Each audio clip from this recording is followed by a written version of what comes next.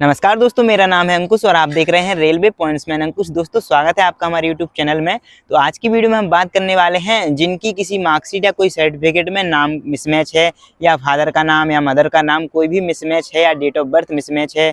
इसके अलावा जिनको चश्मा लगा हुआ है उनके लिए कौन सा मेडिकल स्टैंडर्ड मिलेगा और उनके लिए कौन सी पोस्ट मिलेगी, और जिनको कलर विजन है उनको कौन सा मेडिकल स्टैंडर्ड मिलेगा और उस पर उनको कौन सी पोस्ट मिलेगी। इसके अलावा जिन्होंने अभी तक फॉर्म फिल कर दिया है और उनके फॉर्म में कोई गलती हो गई है तो वो क्या करें, और जो सर्टिफिकेट है वो किसको कौन सा सर्टिफिकेट लगाना है। साथ ही हम डिटेल में बात करेंगे कि कलर विजन क्या होता है, इससे कैसे बचा जा सकता है, और इसका जो टेस्ट है वो कैसे होता है, और जब मेरा मेडिकल हुआ था तो उसमें चश्मा वालों के साथ क्या हुआ था, और जिनको कलर विजन थी उनको क्या हुआ था, और मैंने मेरा मेडिकल कैसे दिया था, और आगे और भी चीज़ों के बारे में हम आपको बताने वाले हैं। तो वीडियो में एंड तक जरूर बने रहिएगा। दोस्तों, रेलवे की जॉब में जितने भी प्रकार के मेडिकल होते हैं और कौन से मेडिकल किस तरह से होते हैं और कौन कौन से मेडिकल होते हैं, ये सारा कुछ मैं एक पहले वीडियो बनाई थी, उसमें सारा कुछ बता चुका हूँ। तो उस वीडियो की लिंक मैंने डिस्क्रिप्शन में डाल दी है। तो मेडिकल के बारे में डिटेल में समझने के लिए आप उस वीडियो को देख सकते हैं। इस वीडियो में हम सिर्फ कलर ब्लाइंडनेस यानी कि कलर विजन वालों की और जो लोग चश्मा पहनते हैं सिर्फ उन्हीं की बात करेंगे। दोस्तों, मैं वीडियो में आगे बढ़ने से पहले आपको किरण पब्लिकेशन की कुछ ऐसी बुक्स सजेस्ट करना चाहूँगा जो स्पेशली रेलवे एग्जाम के लिए डिजाइन की गई हैं। तो अगर आप रेलवे ग्रुप डी या फिर रेलवे के किसी अन्य एग्जाम की तैयारी कर रहे हैं तो आपके लिए जैसे मैथ है, रीजनिंग है, जीके है, और ये सामान्य विज्ञान वाली एक बुक है और सामान्य ज्ञान वाली एक थ्योरिकल बुक है। इसके साथ ही ग्रुप डी के 40 सेट वाली ये बुक आती है। तो आप इन बुक्स को परचेस कर सकते हैं और अपनी तैयारी को और मजबूत बना सकते हैं। जो आपकी मैथ की बुक आती है इसमें 10,000 से ज़्यादा प्रीवियस ईयर के क्वेश्चंस मिलेंगे जो कि टीसीएस के न्यू पैटर्न पर आधारित होंगे, और 1996 से लेकर अब तक जितने भी एग्जाम हो चुके हैं रेलवे द्वारा वो सारे के सारे प्रीवियस ईयर के क्वेश्चन टॉपिक वाइज और टाइप वाइज आपको इसमें देखने को मिलेंगे, और एक अच्छे कंसेप्ट के साथ हर एक क्वेश्चन का एनालिसिस भी आपको मिलेगा जो आपको आसानी से समझ में आ जाएगा। इसके अलावा रीजनिंग की बुक में भी आपको 8700 क्वेश्चन मिल जाएंगे, और ये जो जीके की बुक आती है इसमें भी लगभग 4000 क्वेश्चन मिल जाएंगे। तो इन बुक्स की लिंक्स डिस्क्रिप्शन में दी गई हैं, जाइए और इनको परचेस कीजिए और अपनी तैयारी को बेहतर बनाइए। साथ ही आप इसको अमेजन और फ्लिपकार्ट से भी परचेस कर सकते हैं। दोस्तों, वीडियो के लास्ट में हम आपको बताएंगे कि कौन से मेडिकल स्टैंडर्ड में कौन सी पोस्ट आती है, जैसे A2 में कौन सी आती है, A3 में कौन सी आती है, B1 में, B2 में, C1 में, C3 में कौन से मेडिकल स्टैंडर्ड में कौन सी पोस्ट आती है। जैसे कलर विजन वालों के लिए C1 C2 मेडिकल स्टैंडर्ड मिला है तो उनके लिए कौन सी पोस्ट मिलेगी, और जो चश्मा वाले कैंडिडेट हैं उनके लिए कौन सी पोस्ट मिलेगी, तो ये हम लास्ट में बताएंगे।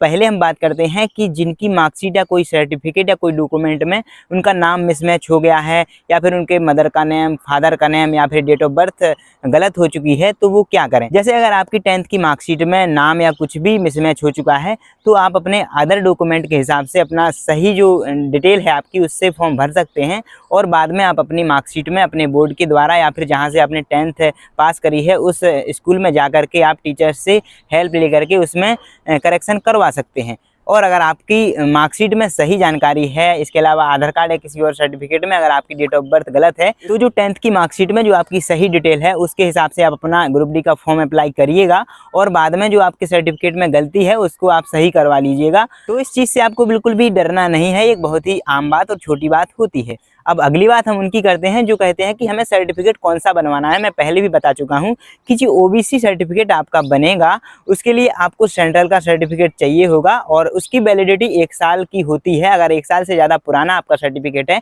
तो आपको नया सर्टिफिकेट बनवाना पड़ेगा। और जो ईडब्ल्यूएस वाले कैंडिडेट हैं उन पर भी बिल्कुल सेम बात लागू होती है। और इसके बाद हम करते हैं SC ST कास्ट सर्टिफिकेट की। तो इनका जो सर्टिफिकेट है वो स्टेट का हो या फिर सेंट्रल का हो, और इनकी वैलिडिटी नहीं होती है। इनका चाहे 1 साल पुराना हो, 2 साल पुराना हो, कितना भी पुराना हो, उनका वही सर्टिफिकेट चल जाएगा। और अब अगली बात करते हैं जिनको चश्मा लगा हुआ है उनके लिए कौन सा मेडिकल स्टैंडर्ड मिलेगा और उनको कौन सी पोस्ट मिलेगी। तो जो चश्मा वाले कैंडिडेट होते हैं उनके लिए जो A3 मेडिकल स्टैंडर्ड होता है वो भी मिल सकता है, और अगर आपको ज़्यादा हाई पावर का चश्मा लगा हुआ है तो इसके अलावा B1 मेडिकल स्टैंडर्ड, B2 या C1 या C3 मेडिकल स्टैंडर्ड भी मिल सकता है। तो जो लोग चश्मा पहनते हैं उनको डरने की कोई बात नहीं है कि आपको कोई पोस्ट मिलेगी ना मिलेगी। आप जो भी पोस्ट प्रेफरेंस देंगे, चाहे कलर विजन वाले हों या फिर चश्मा पहनने वाले हों, आप जो पोस्ट प्रेफरेंस देंगे वो नॉर्मल कैंडिडेट के हिसाब से ही देंगे। इसके अलावा जिस भी पोस्ट के लिए आप एलिजिबल होंगे वो पोस्ट आपको ऑटोमेटिक दे दी जाएगी। तो आप जो पोस्ट प्रेफरेंस भरेंगे वो एक नॉर्मल कैंडिडेट की तरह ही भर दीजिएगा। दोस्तों, रेलवे की जॉब के लिए कलर विजन इसलिए भी इम्पोर्टेंट होता है क्योंकि कुछ पोस्ट पर सिग्नल के काम होते हैं जो कि रेड, ग्रीन और येलो रंग से ऑपरेट किए जाते हैं, जैसे कि पॉइंट्समैन की पोस्ट हो गई, ट्रैकमैन की पोस्ट हो गई। क्योंकि रेलवे की जो भी जॉब हमें फील्ड वर्क यानी ट्रैक पे रहते हुए करनी होती है, उसके लिए हमें अपनी सेफ्टी के लिए इन कलर्स का पहचानना बहुत ज़्यादा जरूरी होता है। अब हम बात करते हैं कि ये जो कलर विजन का टेस्ट है ये किस तरीके से होता है, मतलब कैसे होता है। तो इसके लिए जनरली इशारा प्लेट का इस्तेमाल किया जाता है, जो कि टोटल 38 प्रकार की होती हैं। लेकिन आपको जब आपका मेडिकल होता है, आपको सिर्फ कुछ ही प्लेट डॉक्टर के द्वारा दिखाई जाती हैं।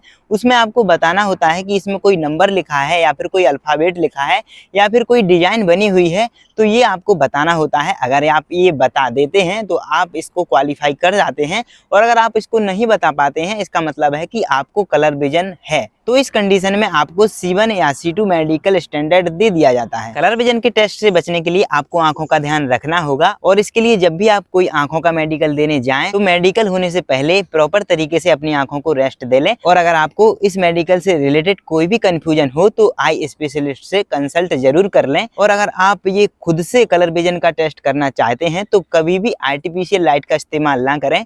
आप इन जो इशारा प्लेट्स होती हैं इसको ऑनलाइन ऑर्डर करके भी मंगा सकते हैं, और आप इससे अपनी आंखों के कलर विजन की प्रैक्टिस करते रहिएगा। तो अब हम बात करते हैं कि कौन से मेडिकल स्टैंडर्ड में कौन कौन से टेस्ट होते हैं। तो इसके लिए जो हमारा ऑफिशियल नोटिफिकेशन आया था उसमें जो मेडिकल के बारे में जो जानकारी दी गई है जिस पेज पे, उस पेज को हम आपको दिखाते हैं। तो अभी हम आ चुके हैं उस ऑफिशियल नोटिफिकेशन पर जहाँ पे मेडिकल स्टैंडर्ड के बारे में लिखा हुआ है। यहाँ पे A2, A3, B1, V2, C1 और C2 सभी मेडिकल स्टैंडर्ड के बारे में लिखा हुआ है।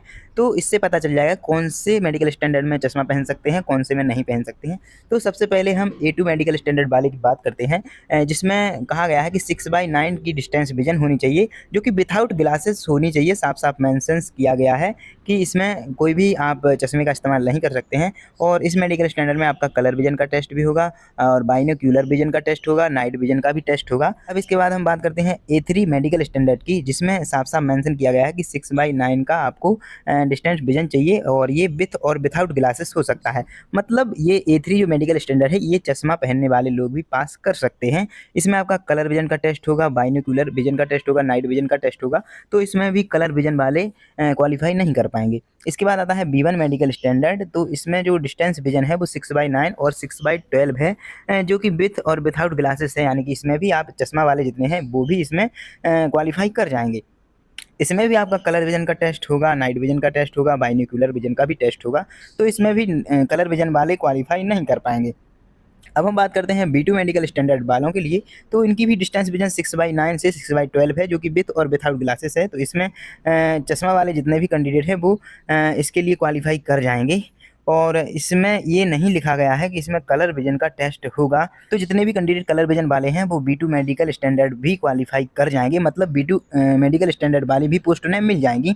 इसके बाद आता है C1 मेडिकल स्टैंडर्ड, जिसमें कहा गया है 6/12 से 6/18 की डिस्टेंस विजन के साथ आप इसमें चश्मा भी पहन सकते हैं। और इसमें ना तो नाइट विजन, ना ही कलर विजन, ना ही बाइनोक्यूलर, कोई सा भी विजन का टेस्ट इसमें नहीं होने वाला है। तो C1 मेडिकल स्टैंडर्ड सभी लोग पास कर सकते हैं आराम से। इसके बाद आता है C2 मेडिकल स्टैंडर्ड, जिसमें डिस्टेंस विजन 6/12 होनी चाहिए। और आप कैसे भी, चाहे ग्लासेस पहने ना पहने, आपको नाइट विजन हो, आप मतलब कैसा भी आपकी आइज़ कैसी भी हो, आप C2 मेडिकल स्टैंडर्ड से पास हो जाएंगे। तो जितनी भी जो पोस्टें हैं C2 मेडिकल स्टैंडर्ड से हैं वो सभी के लिए क्वालिफाई रहेंगी। तो देखिए दोस्तों, हमने समझ लिया है कि कौन से मेडिकल स्टैंडर्ड में कौन कौन सा टेस्ट होता है, कौन सा मेडिकल स्टैंडर्ड चश्मा वालों के लिए सही है और कौन सा कलर विजन वालों के लिए चलेगा। अब हम बात करते हैं कि कौन से मेडिकल स्टैंडर्ड में कौन सी पोस्ट आती है, कि आपका अगर C1 C2 है तो आपको कौन सी पोस्ट मिलेगी, और B1 B2 है तो कौन सी पोस्ट मिलेगी। सारा कुछ अब हम एक और जो नोटिफिकेशन का पेज है उससे समझते हैं। अब हम नोटिफिकेशन के उस पेज पे आ चुके हैं जहाँ पे हर एक पोस्ट के सामने लिखा हुआ है कि उस पोस्ट के लिए कौन सा मेडिकल स्टैंडर्ड चाहिए है। तो अब हम देखेंगे हर एक पोस्ट के लिए कौन सा मेडिकल चाहिए। तो जो असिस्टेंट SNT वाली पोस्ट है उसके लिए आप C1 मेडिकल वाले भी क्वालिफाई रहेंगे, B1 मेडिकल वाले भी भी रहेंगे और जो C1 मेडिकल है ये भी क्वालिफाई रहेंगे।